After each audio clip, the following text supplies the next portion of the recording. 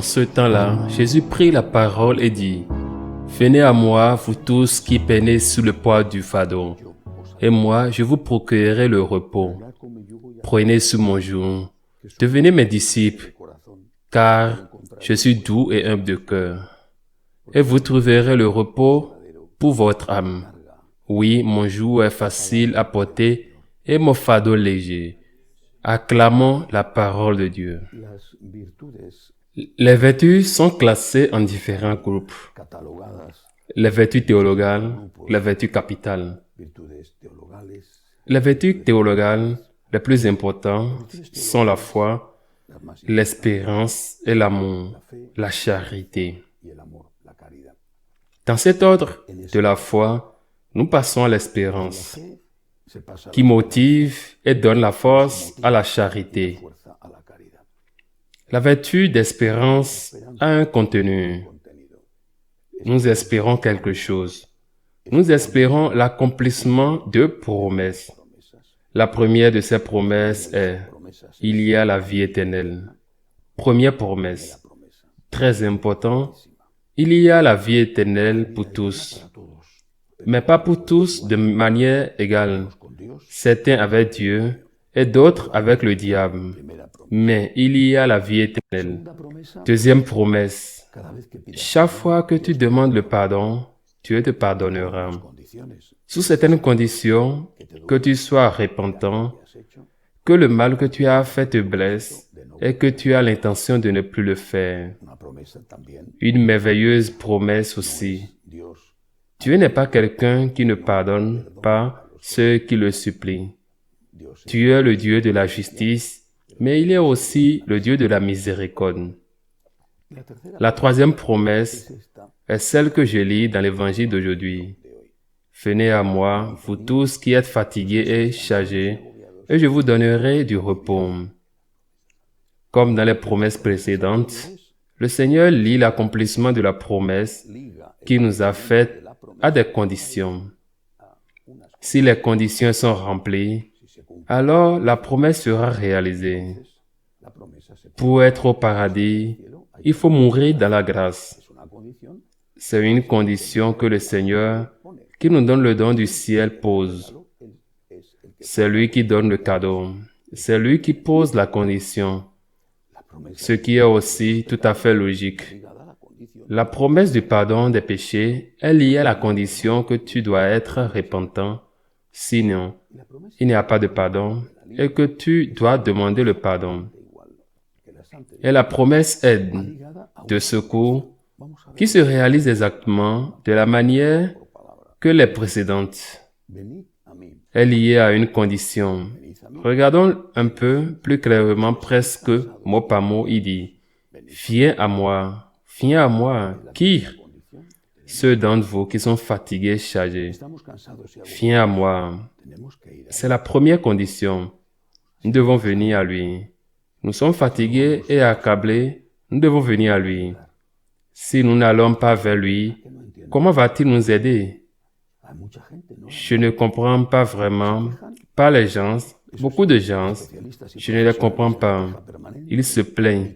Oui, des spécialistes et des professionnels de la plainte permanente, victimes permanentes de tout le monde.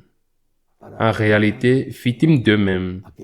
Ils se plaignent, mais ils ne font rien pour se débarrasser de ce qui les dérange. Viens à moi, dit le Seigneur, viens à moi. La première condition pour être soulagé est de venir à lui.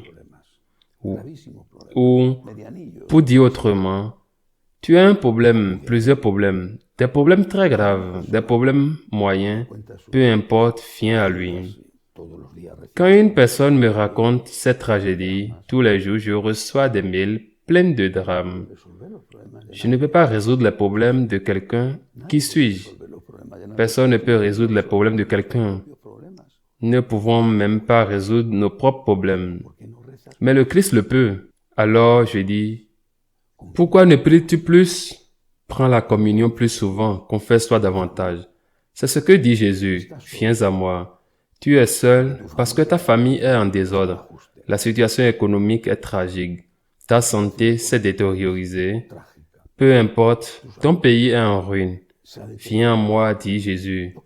S'il est prêt à t'aider, mais comment va-t-il t'aider si tu ne viens pas à lui? Eh bien, tout d'abord, plus de prière, de communion, la messe quotidienne, la communion quotidienne. Celui qui peut le faire, la prière quotidienne. Je veux dire, comment va-t-il t'aider si tu ne remplisses pas cette première condition? Et il poursuit en disant, ceux d'entre vous qui sont fatigués et chargés, ok, et que promet-il? Viens maintenant la promesse. Je te soulagerai. C'est là que la surprise arrive, parce que nous ne lisons pas l'évangile tel qu'il est écrit, ou nous le lisons et ne comprenons autre chose. Il est écrit soulager. Aliviar en espagnol a une signification très claire. Alléger, c'est supprimer une partie du fardeau, pas la totalité. Ne voulons pas de ça. Nous voulons supprimer tout le problème. Une santé nouvelle et parfaite. Un rajeunissement, un travail merveilleux, avec beaucoup d'argent et un patron bienveillant. Peu importe. Mais nous n'acceptons pas le soulagement.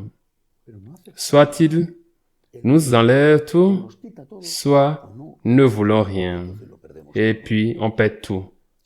6000 kilos sur le dos t'écrase. Peux-tu en porter 50? Et si tu dis, ou tu m'enlèves les 1000, ou je ne veux rien, alors tu meurs écrasé par les 1000 kilos sur ton dos.